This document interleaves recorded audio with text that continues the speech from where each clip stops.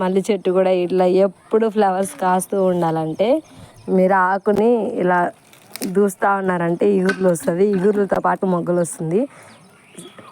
Year మొత్తం flowers పూస్తూనే ఉంటుంది. Minimum ఒక బంత్ అన్నా పూస్తూ ఉంటుంది.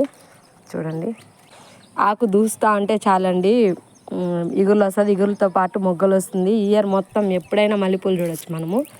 చూడండి ఎంత బాగా మొగ్గలు వేసిందో, చూసారా? చూడండి ఎంత బాగా మొగ్గలు వేస్తాను. మొత్తం ఆకు మొత్తం దూసేస్తాము. వాటర్ ఫుల్గా పట్టి దానికి కొంచెం ఆవు పేడ వేసి ఇస్తే చాలు. డైలీ వాటర్ పోయండి, చెట్టు మొత్తం ఇలా మొగ్గలు ఎత్తుతుంది. ఇయర్ మొత్తం మీరు మల్లెపూలు చూడొచ్చు. Okay, bye bye.